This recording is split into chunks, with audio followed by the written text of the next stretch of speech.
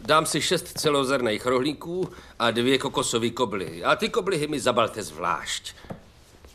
To proto, aby na rohlíkách nezůstal kokos. Pak jenom vyhodím účet a stopy jsou zahlazeny. Koho to zajímá? Kým? Sama nejí a mě koblihy nedovolí.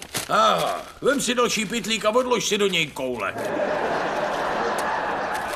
Sklapni, jo? Ježiši, vždyť ty se tím snad za chvíli udávíš. Hele, zpomal ty prase. Nemůžu, ona ví, jak dlouho to trvá pro rohlík. Víš, kdyby ses chtěl někdy oženit, hlavně ze začátku dělej všechno pomalu. Protože každý výsledný čas máš na triku do konce života. Vždyť ti ta kobliha ani nemohla chutnat. Ani tahle. To ne. Tak proč to žereš? Přece mi nebude diktovat, co mám jíst.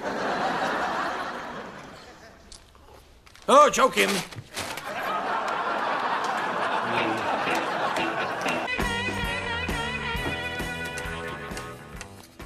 Dobrý. Dejte mi nějaký celozrnný chleba, prosím vás. Jistě. Nebo ne? Dám si pár koblih. Kolik? Já nevím, pár. Tak třeba tucet? Že bych si vzal tolik? Jasně, jo. Teď jsem si zacvičil, tak jo, tucet, díky. Nebo víte co? To je čokoládový dort? Tak si vezmu dort, dejte mi ten dort. Jo, a na ten chleba seru, vždyť je to hnus. Jo, jasně. Jo. Co to neseš? Nějaký jídlo. Tak fajn, prima. Pojď, pust se do toho.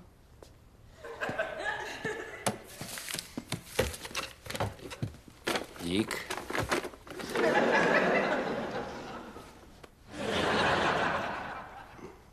Louis, to je v pohodě. Vždyť je to jenom jídlo.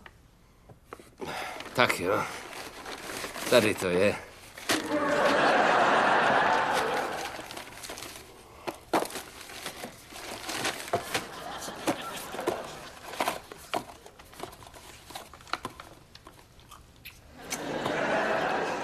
Páni, Big Mac, hm?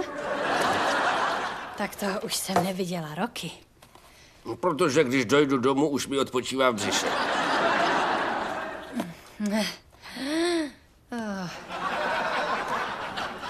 No, jsem ráda, že se s tím aspoň neschováváš někde v parku.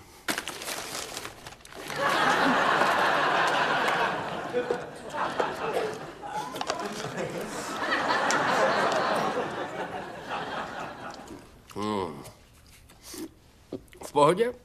Jo, jasně. Naprosto v pohodě. Naprosto.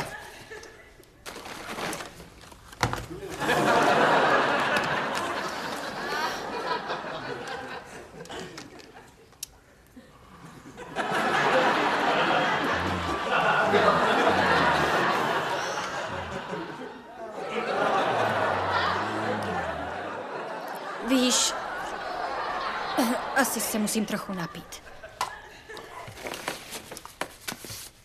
Hele, zlato, tohle byl moc dobrý nápad, víš?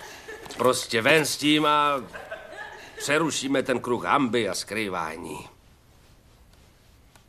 Ach, můj bože. A já.